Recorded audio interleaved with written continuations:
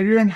But thanks so much for coming and allowing us to be on this beautiful property and getting to find out more about yourself from Buffalo Kloof. So Adrian Donian, how did you rock up and land up at Buffalo Kloof? Yeah, Dylan, thanks for having me, man. Nice to sit down and chat to you. I've been at Buffalo Kloof probably about 6 years now. And my wife, Jess, actually worked here before me.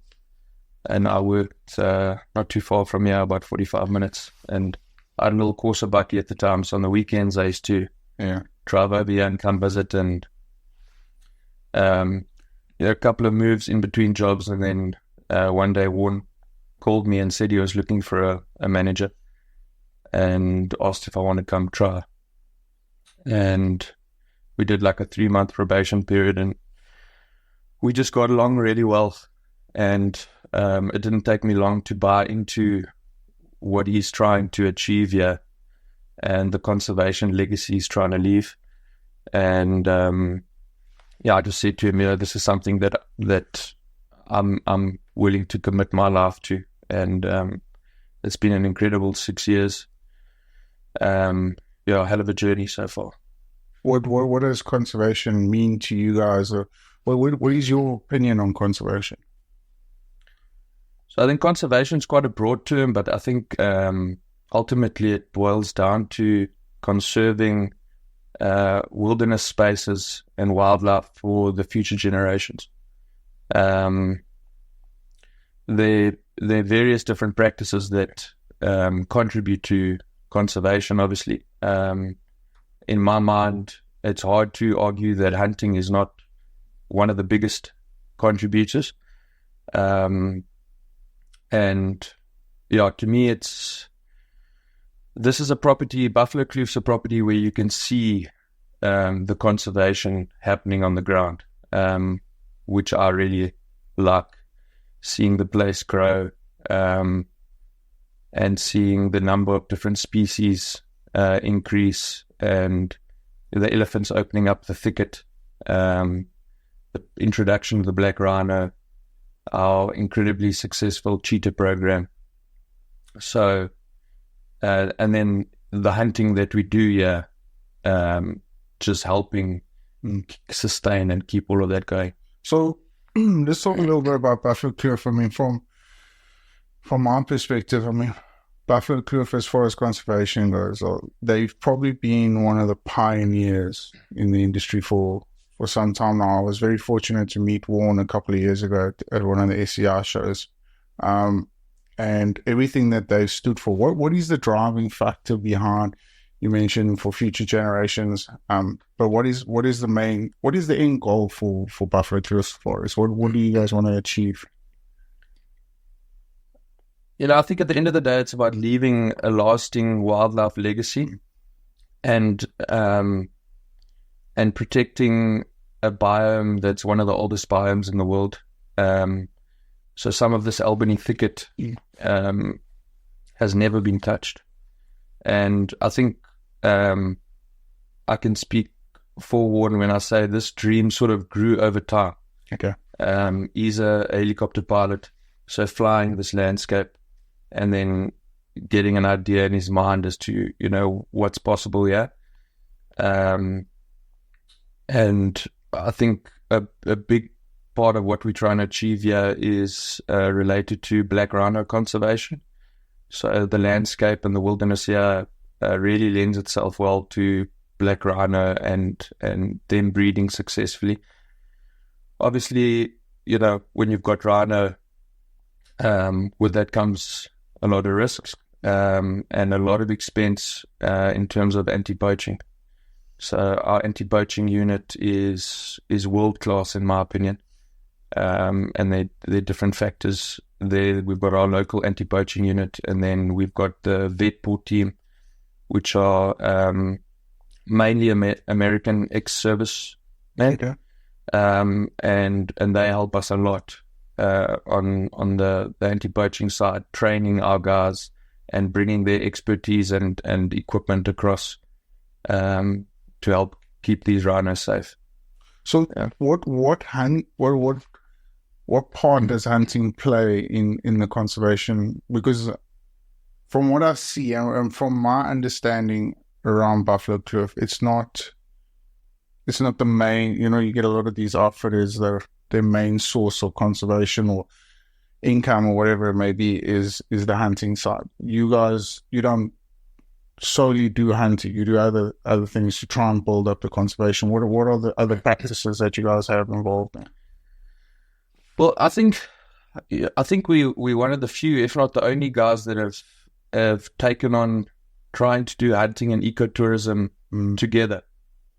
And, we expected a bit of backlash, but I must say the response has been phenomenal. And I think it boils down to being open and honest and transparent about everything that you do. And so, yeah, I'd say still about 90 to 95% of our income is from hunting. But we welcome photographic tourists here. We welcome eco-tourists here. And, every year that number is increasing. Yeah. And to say, you know what, you might not be a hunter, but come and have a look. Come have a look, see what's happening here on the ground. Come and see what conservation's taking place and how this property has grown in the last 20 years. What the previous land uses were on some of these pieces of land, and there being virtually no wildlife, to now, driving into any of these open fields and seeing giraffe and zebra and wildebeest running together, and, herds of 200-300 impala and buffalo and black and white rhino and elephants in the Kaui River Valley. And so our model is to try and have as light footprint on the environment as possible. So we don't churn through, 100, 200 clients a year. We are, more exclusive. So we've only got we've got 2 lodges. We're busy building a 3rd one, but they're all small, 4 or 5 bedrooms. And we're looking for hunters that want to see their funding going back into conservation. And so, 20 to 30 big groups a year is what we're looking for. And we can see that clientele, coming across, and the product is definitely attracting the right kind of people here. Yeah. So when you say you get a lot of photographic, are there ever, do you get a lot of backlash from them particularly, or have you got a lot of backlash from the photographic community as a whole? I'll be deadly honest. We actually haven't had as much backlash as I thought. Okay. And a lot of people that come here as non-hunters. I've had some people come here as non-hunters and actually end up saying to me, yes, on the next time we come to visit, I wouldn't mind going out with you, and let's take me to the shooting range. I'd like to shoot a gun, and I'd like to stalk something with you, and let's see, maybe I'm willing to hunt something. Yeah. And then others that, might never hunt, after having conversations with them, say, yes, well, I actually understand the hunting a lot better now. I never knew this about hunting. I never had this information available to me. So the response has been phenomenal. So, yeah, one of the things that pisses me off the most about guys that haven't got a clue about conservation is that, especially, and it's a bad habit that's crept into the PHing community as well, but over time, and I think it's kind of fading away now, but they'll always say, oh no, but hunting, we donate X amount of meat to the villages and all this sort of stuff. Your guys' conservation model around hunting, is that purely to control the numbers, or is there alternative motives? And what I mean by that, do you guys give back to communities as such like that? Yeah, so, it's definitely not just to control the numbers.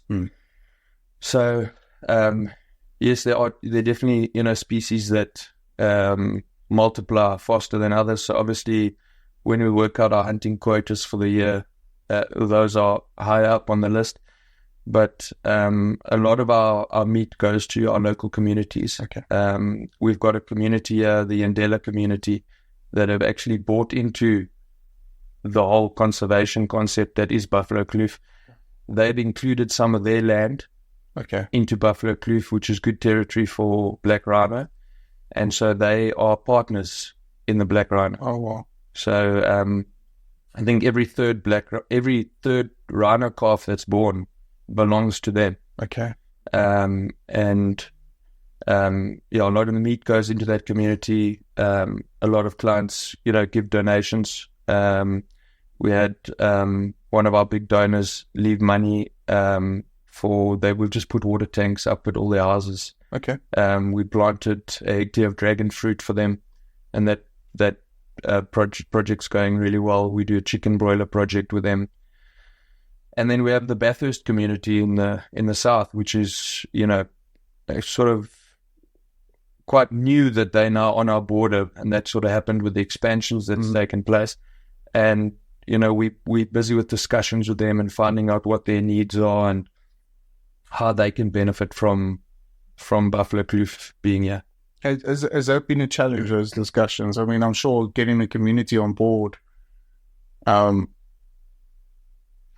can't help but think how they would want some sort of monetary value out of it. Yeah. So to try and get them to invest into the bigger picture, was that a challenge in its own?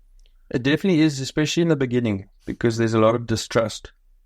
But if you keep hammering at it, eventually you build up that trust, and they get to see that protecting these animals and protecting these spaces is more beneficial to them than poaching and being upset with an operation like this being nearby them.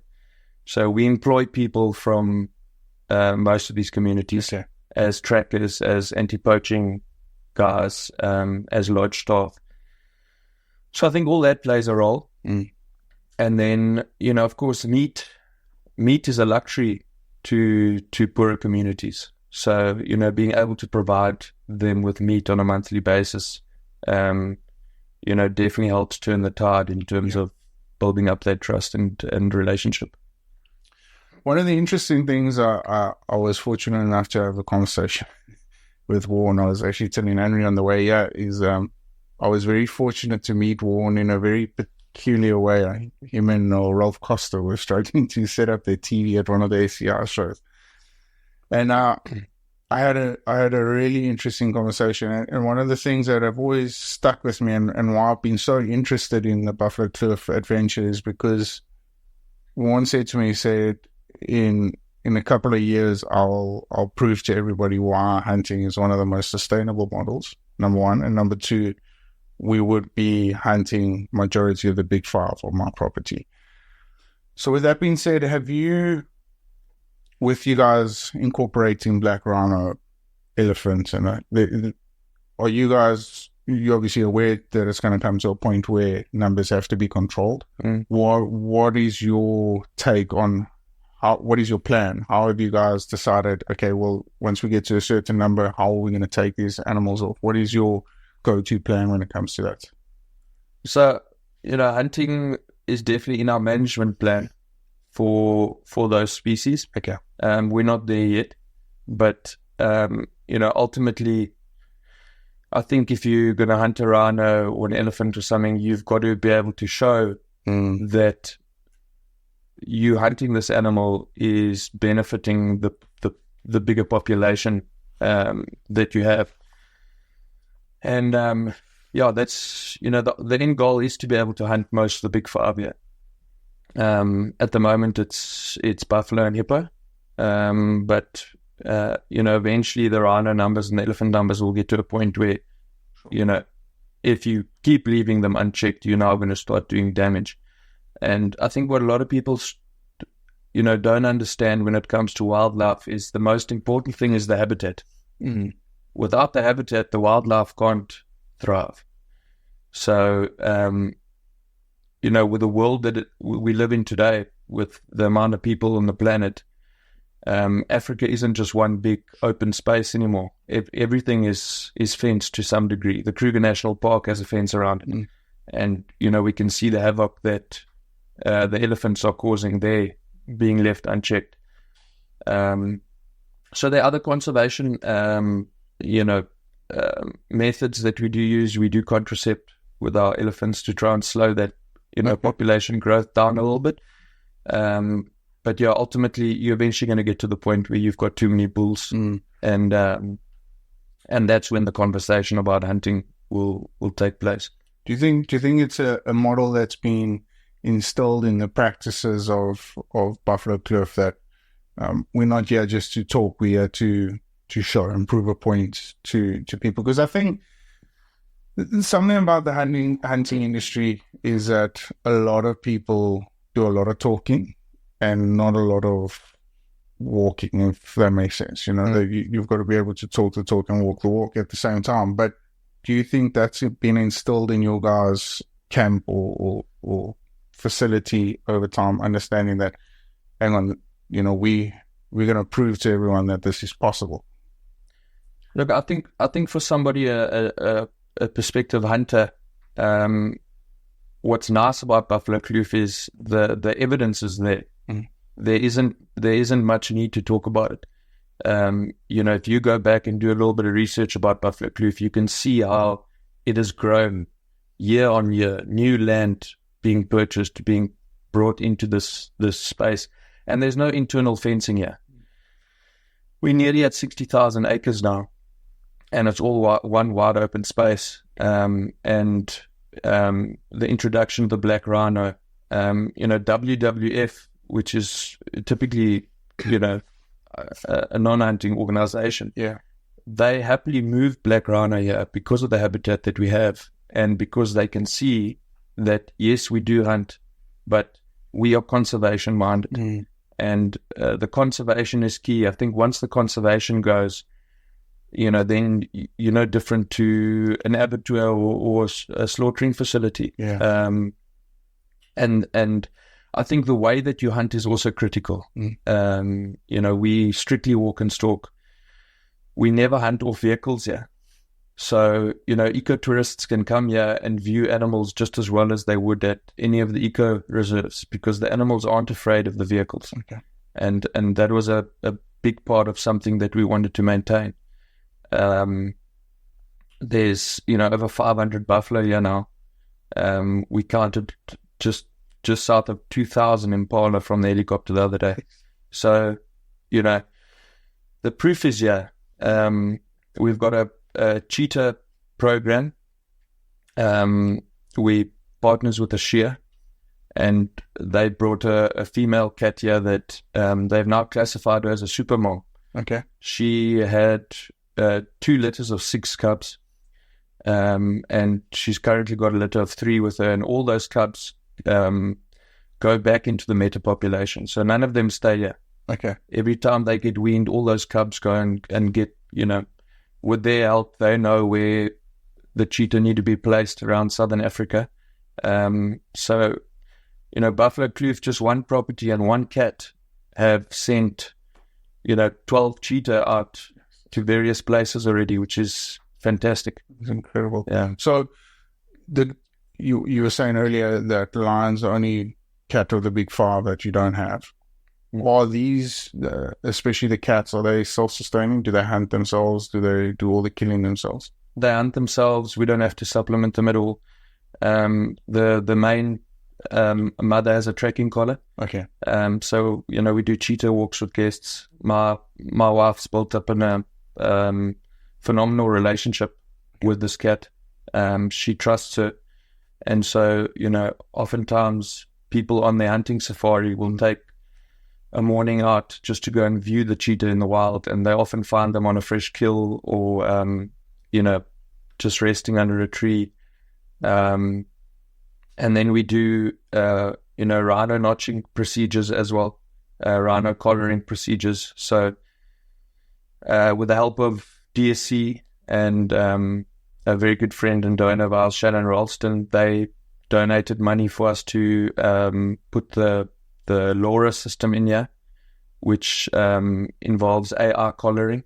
Okay. So most of our rhino have got AR collars on them, which I don't understand the technology 100%, but essentially the collar gets to know that individual rhino. and how it moves and how it behaves. And so if it picks up anything out of the ordinary, it sends GPS coordinates immediately to our anti-poaching team. So again, that's just like another example that, we're not just here to hunt. We're here to protect what's here for the future generations. Yeah. It's absolutely incredible. I kind of get gobsmacked as you talk, because it's just how quickly you guys have evolved with technology as well. Using AI on collars now was probably it was science fiction back 2-3 years ago, and now all of a sudden it's getting utilized, which is incredible. So, but Adrian, I want to touch more on your personal career and stuff, but just on the Buffalo Kloof side, what is the 5-year plan going forward, and how do you think more? I want to call them safari companies. I'm not going to call them outfitters, but more safari companies need to try and adapt the model that you guys have proven to work so successfully. Yeah, I think, our 5-year plan or 10-year plan or 20-year plan, it stays the same. Ultimately we need people to come visit us. We need hunters. Warner's funded this place for a very long time out of his own pocket and still continues to do so to a large degree. So, I'd appeal to, any hunters that are wanting to come and hunt, buffalo and plains game in Africa and are looking for a place where they know their money is going back to conservation. I'd say, Buffalo Kloof is definitely one to consider. So, just to bump up our hunting clients. So we've had I think, just north of a 40% increase in sales from last year, which I think for any company is nice to see, but we still have a very long way to go. And, we're doing it the hard way. We don't offer whiteboard deals and stuff like that. It's the money you spend here is going to conservation. We're not the cheapest. I also don't think we're the most expensive. But if you come here, you're going to have a true African experience. You won't see a fence line. You rarely see another guest. And, just to see these animals thriving in their natural environment is fantastic. We don't put a lot of hunting pressure on our population, so you can see the animals are relaxed. They're not running for the hills every corner you come around. And just to keep expanding this place and keep seeing where we can make a difference in people's lives. The more people come here, the more people we can employ. We opened up a butchery last year. So every scrap of meat gets used. Nothing goes to waste. The animal parts that clients choose to export, that they don't take, we use. We've got a wonderful salting facility, and we work, very closely with Splitting Image and Wildlife Gallery in the US, a few other taxidermists that, they've also bought into what we're doing here. It's just nice to see. And just to get to your question about whether other African outfitters should adopt what we're doing here, not everyone has a piece of land this size, but I would implore any outfitters to look at what they're doing for conservation and the communities around them, and take a hard look at their hunting practices and, assess whether they are ethical and, whether they're doing it to conserve something.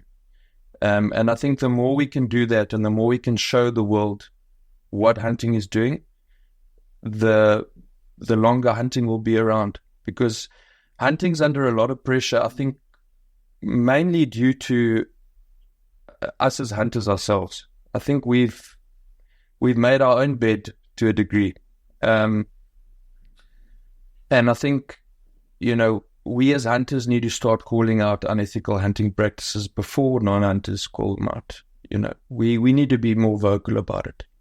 and have discussions with each other about, yes, let me come see what you're doing there, and let me have a look at your model, and okay, that does work, and then that gives somebody a bit of motivation that, yes, maybe I can do this at my spot, and not just chasing, having $2 in your pocket to get somebody across here. I think the saddest thing for me are these donation hunts. Obviously they bring in money for the hunting organizations in the US, but when I see a 10 animal plains game hunt selling for $1,500, it breaks my heart, because we're devaluing one of the best products in the world. I think coming on a safari to Africa is one of the best and cheapest holidays in the world. And it shouldn't be that way. And I think you and I chatted briefly a couple of weeks ago about landowners not getting what they deserve. Well, that was my opinion. To me, landowners deserve to get good money for their game. And at the moment, I think the outfitters are determining what the landowner gets. And I think the landowner needs more of a say in that discussion. And in turn, the outfitters need to market accordingly. But how do you think, how do you think a cattle farmer will have an idea of how much a kudu will cost in the hunting industry? Because when you approach a cattle farmer and you say to him, well, listen, I'll give you 10 grand for your kudu wool, how much knowledge do you think he has behind him to say, okay, well, I'll accept the 10 grand? I agree with you 100%. One of the most interesting podcasts I had was with Carl, and what you're just saying now is, and you can see how yours and Carl's belief in conservation actually ties up, because you're valuing the animal as a commodity, which is beautiful, because like you said, it's the most valuable commodity we have. We shouldn't be prostituting it out there and all that sort of stuff. But I often find that with landowners that have got the resource, I'm not going to say uneducated, but they don't have the knowledge of what the industry is actually willing to pay for those animals. You do. I do. They don't. So how do you think we can get that message across to them? Well, I think the landowners need to be brought to the table when those discussions are had. And, I think a big problem comes in with, I don't want to say a problem, but outfitters that don't own land or any animals. And, yes, they've got the expenses as well. They've got their Bucky and their Jack Russell and, their lodge that they maintain, but they don't have the same capital outlay as outfitters that are maintaining a piece of land like Buffalo Kloof or, whoever the next guy is. And so they're going to the cattle farmers and the sheep farmers or whatever and trying to get the animal for as cheap as they can so that they can get the hunter in America or the UK or wherever to come and visit them. Where I think by the landowners raising their prices, it forces the outfitter to improve his product that he's offering his client. Improve his lodge, hunt on bigger spaces. I don't think that's across the board, though. Not just.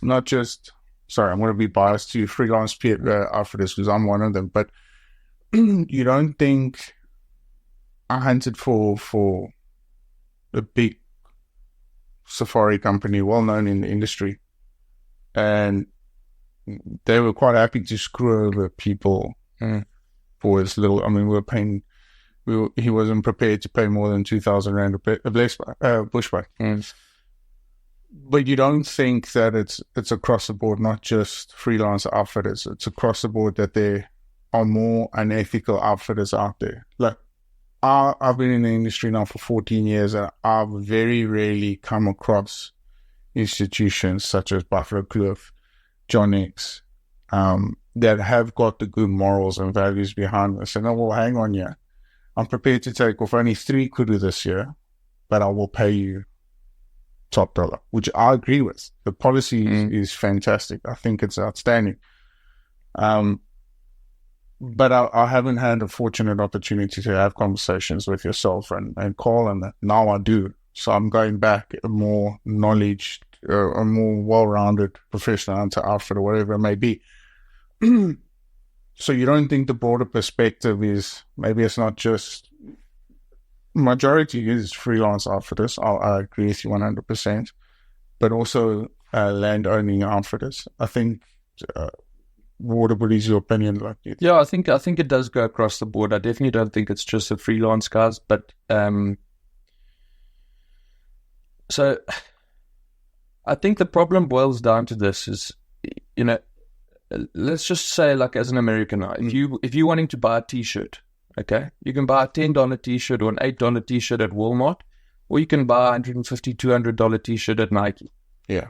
But both those guys are happy because they know what they buy. Okay. I think there's not a lot of transparency at the shows in terms of, I think there's a lot of false marketing that happens.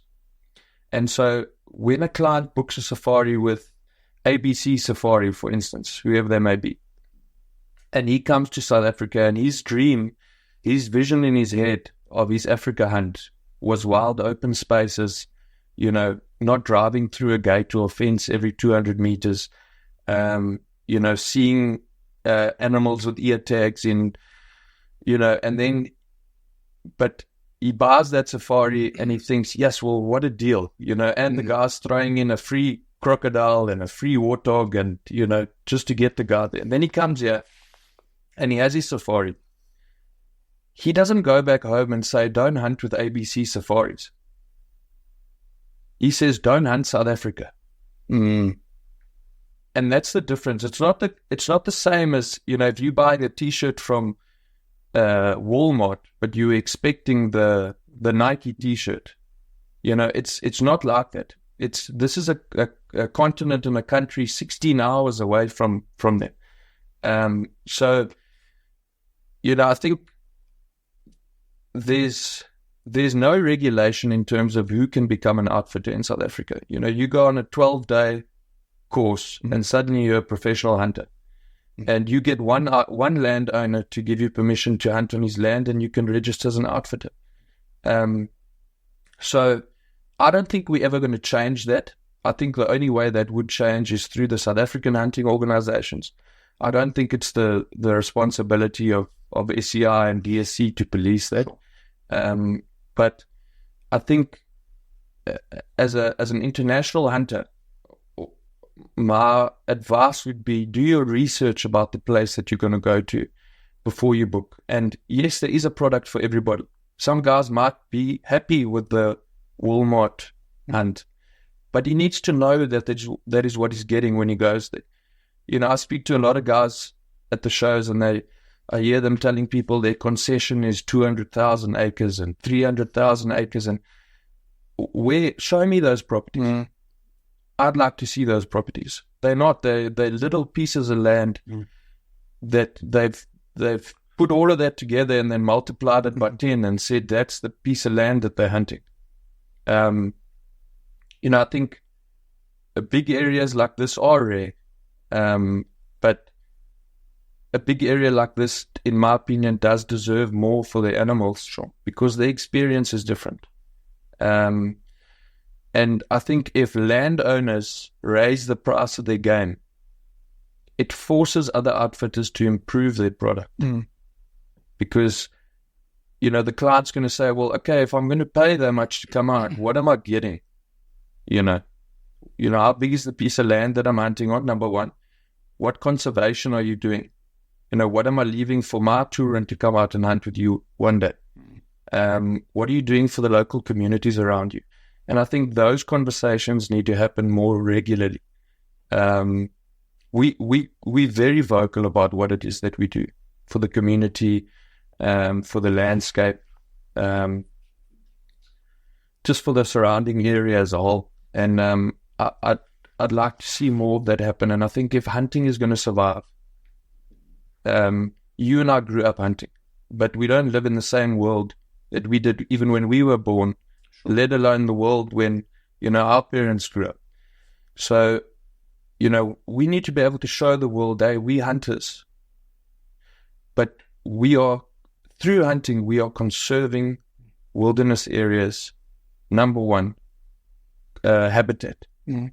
And with that come the wildlife. Not wildlife, number one, with an emotional attachment. Because without the wilderness, without the habitat, the wildlife disappear anyway. Mm. And then, we thought about going the ecotourism route, but to make money through ecotourism, we'd have to build, 10, 12 lodges. We'd have 30, 40 vehicles driving around here every single day. If you see a cheetah kill at Buffalo Kloof, it's just you. Mm. It's such a intimate experience. They're not 15 other vehicles racing there to show 100 other guests, that animal. And I think that's been integral in what we're trying to achieve here is light footprint. It's about the habitat, and it's about the animals first. We have 15 to 20 hunters a year. The rest of the time, this place is just left to be, which I think it makes it unique. It's not the only one. There are other outfitters that are also doing this, and I commend them for the work that they're doing. But I think that's ultimately what we as hunters and as outfitters in South Africa all need to work towards. Do you think there's a place in the industry or a place in the market for a Walmart hunter? I think there always will be the guy that wants to do that and is willing to do that. My concern is the perception that it gives off, that there's no value to this life. Very true. And as a professional hunter and as a hunter, I grew up hunting. I think I hunted my first animal when I was 7 or 8 years old with my grandfather. I still visually remember that whole experience. It's a memory that I hold dear and always will. But what I often see is because we do it so regularly, it's natural for you to become desensitized to a degree. It's the same as somebody that goes to war. And so I think it's very important for you to have a checklist in your head so whenever I hunt an animal, when I get to it, I ask myself, was this the right animal to take? Did I make the right decision? Did I put the client in the best position I possibly could to take an ethical shot?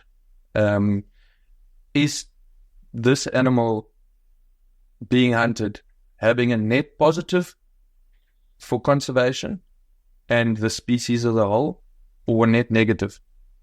And I think you have to have that checkbox in your head, because just hunting that animal, eventually you become desensitized to it. And I think having hunters from around the world come here, they remind us how special this is and how important it is to protect this. Driving around and having someone see their first rhino or their first elephant and seeing that reaction and feeling the emotion from their side, it just reignites that fire again within me that what we are doing is right, and we're doing it for the right reasons, and we need to protect this for our children, for their children, and for the world. I think without our animals in Africa, we'll become a forgotten continent. That's something that Warren says often. People come here, yes, there's Cape Town, which is a phenomenal city, and there are various other things to see in Africa, but ultimately people come here because of our wildlife. And I think hunting is not the only tool to protecting it, but it is a massive one. Adrian, how long have you been in PH? I qualified as a professional hunter in 2013. Yeah, so what's it, just 11 years now. How many guys do you think got your perspective? I'm talking professional hunters now. How many professional hunters think they see the industry the way you do? Dylan, I can't speak for anybody else, so I don't know, but I do see a lot of practices happening that aren't in line with what our belief as a Buffalo Kloof team is regarding hunting.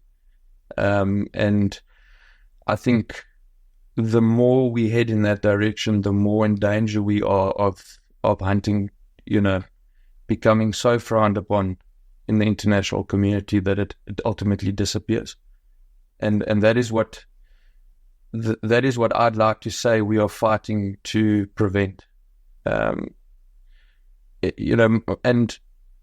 something that's very dear to my heart is non-hunters that come here and leave here having such a positive outlook and experience about what Buffalo Kloof is and what we're doing, that hunter or non-hunter, they back us. And that is what we need. To me, a ethical, responsible, sustainable hunter and a conservationist that's a non-hunter, they're so close to being the same person. It's actually, I want the same, but it feels like you're on opposite sides of the spectrum. We're not. So, and when you're talking about hunting to people, someone that's never hunted, don't start with talking about hunting. I ask them, what would you ultimately like? What's the end goal? It's to conserve this for the future generations. Okay, that's my goal too. So we aligned with what it is we're wanting to achieve. We've got different ways of getting there. Let's have a conversation about it. Let's meet in the middle, and let's accept each other. Let's tolerate each other. Let's even partner with each other. And I think that's what we need more of. We need, there are other reserves that don't hunt at all, and they'll tell their guests, no, we're non-hunting. But what do they do with their excess animals? They're culling as well, and they're selling those animals to other places that hunt. So, I'd say I'd implore people to stop being so scared to have that conversation. Be open, honest, and transparent. I think if we can do more of that, we can educate more of the world as to why hunting plays a role in African conservation. You spoke about perception. You worried about the perception going across the pond. Do you ever worry that the professional hunting industry is giving off a false perception to youngsters coming through the ranks? Not many people see the professional hunting, the dark side of the professional hunting side, but also not many people see the conservation purpose around it like you do. And just listening to you talk, like I get goosebumps, because I feel that with your perception and a couple of other guys I've had conversations with, we're heading in the right direction. But do you think that there is a misconception about what it entails of being a professional hunter? Definitely, I do, yeah. And I think not enough emphasis gets put on what our responsibility is as a professional hunter in terms of the message that you convey out to the world. And, you posting that disrespectful photograph with an animal, or, laughing on a video while a client, has his second or third shot on an animal, which sometimes happens. Those things have such a profound effect on the perception of not only the non-hunting community. I think if you're an ethical, responsible hunter, I think those things also touch you. So yeah, I fully agree with you. I think as professional hunters and outfitters, we are the custodians of the land. We are the custodians of these living creatures here. And we need to be more responsible. We need to be more responsible, and we need to be more transparent. And we also need to take a hard look at our practices and what it is that we're doing. And because that hunter that hunts with you, he might be a hunter, but he's still going back with an experience in his mind and is telling people about it. What did you talk to that guy about that week that he was with you? What I love about being a professional hunter is that you get to connect with people from all walks of life, from all around the world. And, you've got two choices. That guy can either go home talking about the killing spree in Africa he was on, or he can talk about the wild spaces that he was in, the big herds of animals that he saw, the conservation that's taking place, the massive privilege that he had to hunt old, mature bulls that have passed on their genetics. Those are two completely different stories going back. And that solely rests on the shoulders of the professional hunter that's in camp with that client, and to a bigger degree the outfitter, and how he coaches his professional hunters, and how he manages his land or the land that they hunt on. Do you think, just want to touch base quickly with back to the point about landowners, do you think part of a professional hunter's responsibility is approaching these landowners and maybe educating them more about the value of the species that they uphold or have on their property? I think so, yes. Okay. Yeah, so I've been quite vocal at some farmers associations and stuff about landowners not giving their game away for free. And, I've obviously touched a couple of outfitters in the wrong way by having those conversations. But Dylan, I think there are enough wild spaces and animals in South Africa and Africa that, everybody deserves to get what the animal's worth. And the animal, I think, also deserves a bit of respect. Sure. I think what's happened is too many outfitters are competing on price and not on experience. What is the experience that you're offering your client? And I think if everybody raises their prices, it forces people to work on their experience, because then that's what sets you apart from your competition. It's not, I can offer it to you for half the price, and I think that's a huge problem that we sit with in South Africa. Is, people are trying to churn through, 150, 200, 250 clients a year, but their margins are this big. I'm saying work on your product and your experience, and you won't need 250 clients a year. Just to touch on it, do you think that's sustainable? We can see at the moment it's not sustainable. The wildlife prices are going up, and which I'm very happy about. I'm glad that the wildlife prices are going up. Because, firstly, for the landowners that are looking after that, they're getting something. And it incentivizes more people to say, hey, hang on, there's value in game. Maybe let me sell some of my cattle and introduce some blesbuck and wildebeest and zebra on my property. And in that way, more land is being opened up to wildlife, which is a net positive for conservation. And then suddenly the outfitters, they need to say, look, it's not as cheap as it used to be to come and hunt with me, but I've improved the experience. You're going to hunt on a bigger piece of land.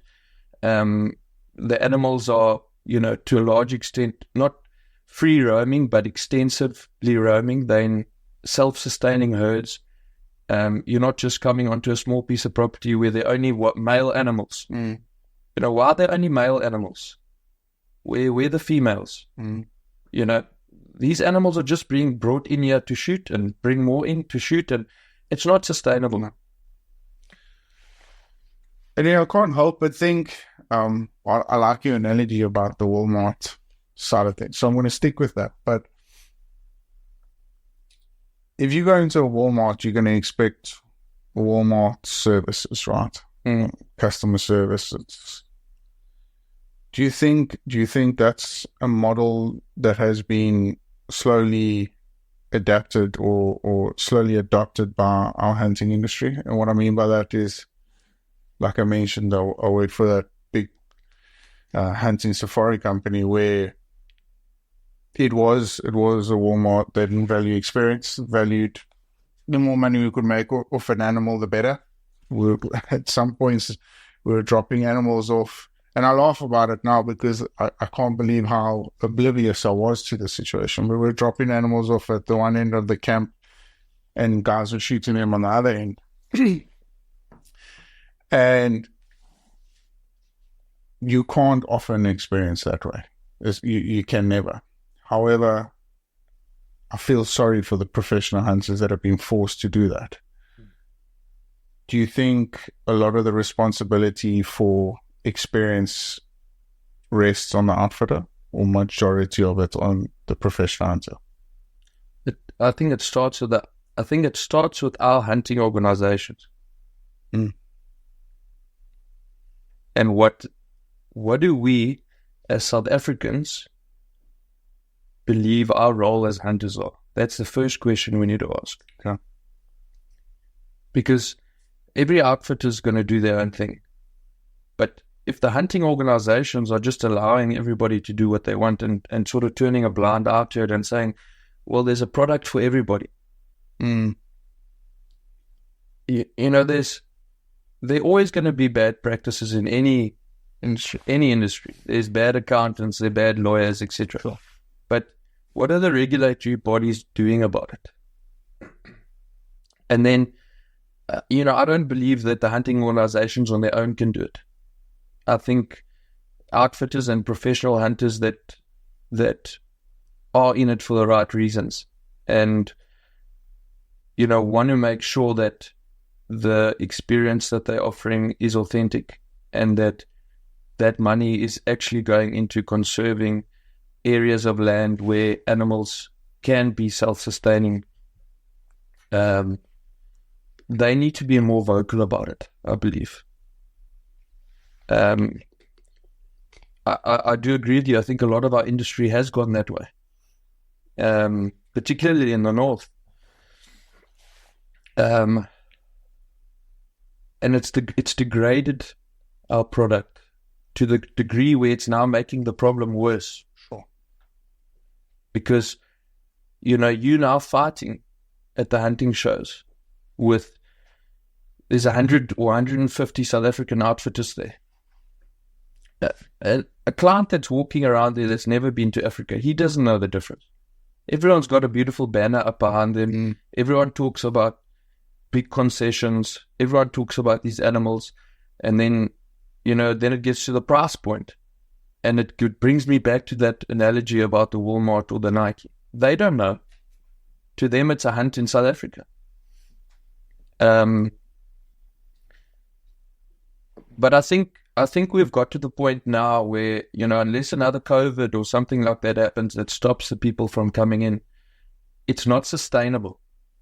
So the game prices are going up because they're not available. I spoke to someone the other day and said, to find a blue eland bull in Limpopo now is almost impossible. The guys are fighting over them, which I'm hoping will, I don't want to use the word weed out, but those operations like the one you just described will then become unsustainable. Which they'll have to push their prices up higher, closer to the prices of places like Buffalo Kloof or John X or Izulu, whoever it is. And I think in that way we'll hopefully move more towards this kind of model. Yeah. With that being said, I don't want to say you sit in a fortunate position because you worked hard to get there, but with the backing of Buffalo Kloof, you pretty much secured a very decent lifestyle, I'm sure.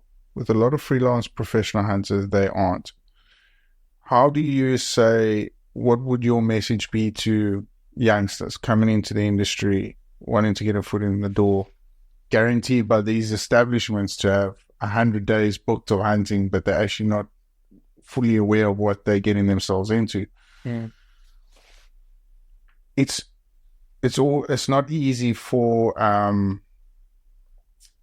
what's the word I'm looking for? It's not easy for a youngster to turn away that sort of income, number one, because they've also got expenses. But number two, it's also not easy for them to say to them, "But hang on, this goes against my ethics." How does that conversation look to you? How do you tell a youngster that, listen? Because if I look back now, 10 years ago, I mean, what did I say? I've been here 14 years in the industry. If I look back 10 years ago, and what I would say to my younger self is that, wait, hang on, stay true to your morals and values. Get out now, because what you're doing is not sustainable. It's against whatever it is. What is your conversation to those youngsters that are getting into the game? I think my message to young professional hunters getting into it is, if you want to be doing this 20, 30 years from now, those sort of practices are not going to, they're not going to get you there. And the more those practices are allowed to thrive and continue, the more we devalue our wildlife, and the more we devalue our product to South Africa as a whole. And eventually, that whole train's going to come to a steaming halt, either from hunters no longer wanting to come here, or from the non-hunting community putting enough pressure on governments to implement stuff like trophy bans, import bans, hunting bans. So I think you need to look at the longer term picture. Practices that have been allowed and are currently taking place in certain areas, they're only devaluing what it is we have here, and they're eroding our ability as hunters to prove to the rest of the world that what we are doing is a net benefit for conservation and needs to be it needs to be protected. It needs to be it needs to be looked at as an essential conservation tool. Sure. Because, you know, there's been a big push, and I think COVID helped a lot. Was that I think a lot of people wanted to, you know, reconnect with nature after COVID. I think being locked up indoors for months on end. And so people have started traveling more, but people are also more inclined to ask the questions like, you know, how sustainable is this place, and what are you guys doing for conservation? If I look at just the questions that I was asked at hunting shows 3-4 years ago, I had a lot of guys, you know, off the floor come and ask me, the two questions they asked me was how much and how big. I promise you, Dylan, where like the last hunting shows we went to, not one person asked me either of those questions. So do you think the first time was our ill practices, the perception we've given them, and then through your guys' institutions like yourselves, they've changed their perspective? Is that what you believe? I don't think, I think not just institutions like Buffalo Kloof, but I think a lot of the world is moving, and the hunters are starting to like say to themselves, hang on now, like, you know, maybe you as a hunter have always believed that what you're doing is to feed your family or to feed a local community and is benefiting conservation in Africa. But now you've started to realize, I need to start asking some questions about these things. And I think it's fantastic. You know, so like a lot of people that come to our booth ask us, how big is the property? You know, when did you guys start? How's it grown to what it is now? What conservation projects have you guys got running? And what are you guys doing for the community? And it excites me. It excites me a lot, because those are the questions hunters should be asking before they're going on an African safari. If if they're wanting to leave a lasting legacy and something that their kids and grandkids can come and see. Mm.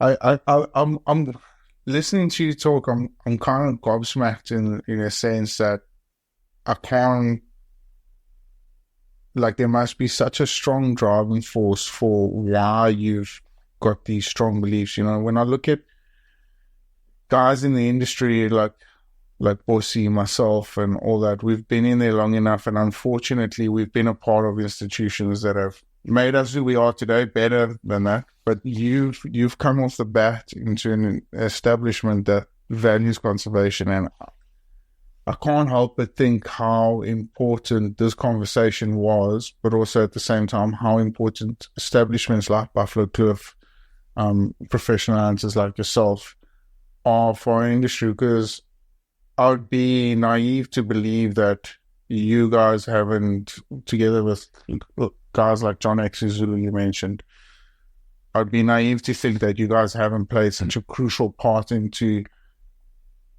spreading that awareness, spreading that word. So it's a humbling feeling to sit here and listen to how you talk and how you perceive things. But I'm interested into understanding that, well, what is that driving factor other than, like, for me, every day I get to wake up and look at my daughter and I'll be like, well, I want to leave this earth or whatever it may be, however we perceive it, but I want to leave one day saying that I did all I could for her to share those memories. What is that strong driving factor for you? Well, I think I was always conservation minded growing up as a kid, and my parents helped instill that. But then I have to give a lot of that credit to Warren Rippon. He's not a hunter. He'll go out and he'll shoot some warthogs for the community, etc. But to come here and to hear what he's trying to achieve from a conservation standpoint, and for him to come to the conclusion that the only logical way to do it, having the lightest footprint on this piece of land, on the environment, is through hunting. It was something that I quickly bought into. Okay. And yeah, you're quite right. I'm in a privileged position to be able to hunt on a property like this and to be involved with a property like this. It's amazing that I get to be a part of this. And I think once you start seeing conservation happening on the ground, then it drives you more, it fuels you. I think if you're not seeing it, you might try and turn a blind eye to it, but somewhere deep inside you, it's nagging you. Mm. Before I came and worked here, I worked on a breeding operation, which I think breeding operations have their place in South Africa. With the specific species? Yeah. Okay. Buffalo and sable mate. Okay. To better the genetics, to bring our wildlife back to, a lot of these species have been degraded over the years through poaching and, irresponsible hunting and stuff like that. So I'm not against breeding operations. I think the better they do, their bottom end stuff that filters into places like this just keeps getting better and better. But I think ultimately, before I moved here, there was a question in my mind, like, where are we going with this? And even though I knew somewhere else conservation was happening and some of these animals were going there, I couldn't see it. And when I came to Buffalo Kloof and, I saw my first elephant in the Kawi Valley here, and I saw a UE helicopter bringing a black rhino over the mountain. I mean, I still get goosebumps when I think about it. And that's when I realized, like, what we are doing is correct. Yeah. And we're doing it for the right reasons. And you spoke about your little daughter. I've got a 6-year-old. She turned 6 yesterday, actually. It's for her and other kids like her to be able to drive around. She went for a sleepover a few weeks ago, and she walked into the back garden, and I had to laugh. She asked the little girl, "Where are your rhinos?" and I feel very privileged and blessed that she gets to grow up in a place like this. But I think the rest of South Africa's kids deserve to be able to see places like this. Foreigners that come and visit here deserve to see rhinos and elephants thriving in their natural habitat. And it's not just about those big, the big pachyderms and stuff. It's about the bird species. Shamwari have a phenomenal project with Cape vultures going at the moment, and about a month ago, Cape vultures were on this property for the first time in how many years? And talking to your local farmers about stuff like the dips that they use to dip their cattle. When I got here just 5-6 years ago, there were no oxpeckers here. I never saw any. Yeah. Now every rhino that walks past, every giraffe has got 5, 6, 7 oxpeckers sitting on them. There's the proof. Sure. It's not, you spoke about people often talk, but to see conservation happening, that's what we need to show the world. We need to be able to show them statistics. So when we work out our hunting quotas, it costs a lot of money. We do game counts every year from helicopters, and we've got thermal drones now as well, which our anti-poaching unit use extensively, but we also use them for counting game in the thicket. And then we get an external ecologist that comes in and does vegetation analysis. Okay. And then based on the rainfall that we have, etc., we can work out our game numbers and see, okay, well, we X percentage overstocked on grazers, X percentage overstocked on browsers. Then we go to the game numbers and we see, okay, yes, well, we've only got 100 wildebeest, but we've got 300 zebra. Okay, clearly zebra needs to be something that needs to be higher in our hunting quota and what we market. And if we don't have something available to hunt, or we're resting a certain species for a while, we don't market them. Yeah. We say, what, if you want to hunt the species next year or the year after, we'll have for you. How difficult is that conversation? Because a lot of people, when I look at myself as an outfitter, it's one of the hardest things to say. I've learned a lot doing this, but it's been one of the hardest things to say to somebody, hang on, we just right now this year we can't hunt the species. Is that a difficult conversation to have from your guys' side, or do you think the clients buy into your guys' practices? I think a lot of people, when having those conversations, are scared they're going to lose the business. Yeah. But what I've found is a lot of hunters that are wanting to come over here, they don't know what's happening on the ground. So by having an open and honest conversation with them, a lot of them being conservation-minded will say, shit, I didn't know that species was under pressure. Okay, cool. Well, what else can I hunt while I'm there? And will you give me a call when that species is available to hunt again? So I don't think it's as difficult as people make it out to be. Mm-hmm. But, obviously people need to feed their families. People need the income. I understand that. But at the end of the day, I'll always say you have to look at the bigger picture. Sure. If you hunt that animal this year and there's none left, well, then for the next 10 years, you're not going to hunt it anyway. So I think you've always got to try and zoom out with everything in life. When you zoom out, you'll soon get an idea for what the right decision is. It's a selfless industry. You have to have like a very selfless perspective on it. Like you said, a lot of the time you've got to just understand the bigger picture of it. But Adrian, it's been It's been an absolute privilege. I know conservation is a full-time job, so thank you so much for taking the time out. There's 2 questions I've got for you. The one I'm going to kick it off is biltong hunting. Do you think there's what is your perspective? And we spoke about land owners and game pricing and stuff. Do you think with us increasing the price on farmers, like cattle farmers that have got kudu and stuff, we excluding the biltong hunters out of the conversation? Well, firstly, let me say I think biltong hunters are essential. I think it's very important not to overlook our local hunters in South Africa. They carried us through COVID. I think I'll come back to the Walmart Nike analogy.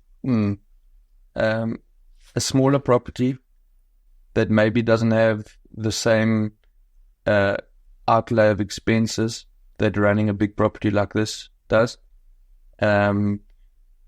Obviously, the animals there to go and hunt there is not going to be as expensive. I think there'll always be room for biltong hunters to be able to do trophy hunting on places like that. And then on bigger areas like this, there's always numbers that need to be taken off. So we welcome biltong hunters, and we do a certain amount every year. But I think with us discounting our product and devaluing it to such a degree for the overseas clients, we're hunting our wildlife so quickly, the male animals, that we're seeing those prices go up to the point now where it's almost becoming impossible for some South Africans to go hunting. Yeah. Which is a worry, because I think as South African citizens, we should also, have the right to hunt. 100%. So I fully support biltong hunting, and it has its place. I think certain areas lend themselves better to biltong hunting, where perhaps, they don't have the 50, 60,000 acres with a fancy lodge that you can market to an overseas client to say, look, come here, and this is going to be an African experience the way you envisioned in your head as a kid going to Africa. It might be one pit down the road that's got, his sheep and his lucerne land, and there's some kudus that are eating his lucerne that are, bothering him. Those sort of areas, I think, always should be available to South African citizens to hunt, and areas like this. Sure. But of course, there will be a price. There's going to be a price difference. You're giving the experience as well. Yeah. And then we've got a tradition on the podcast where a previous guest will leave you a question, and then you'll do the same for the next one. This question goes as follows: with regards to imports of hunted species from Africa, certain foreign countries, do you believe in the misformation pressure from anti-hunting groups, affect legislation choices made by these countries that have banned imports of certain African species? So, for instance, like what is your opinion on the ban of the importation of trophies to Europe? Or England, I think it is, yeah. Yeah, I think it has a very negative effect on us as a hunting community. I also think it has a negative effect on conservation as a result. But I think us as outfitters and as hunters need to do a better job of getting that message across. Okay. And I'm seeing a lot more of it now, Dylan, like through podcasts like your own, through people, being more vocal on social media. There's a lot more positive, talk about hunting going out there, and more information now from the hunting side going out for the man in the middle, the general,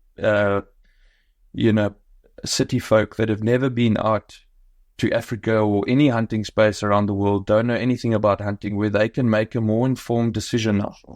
Because I firmly believe that governments and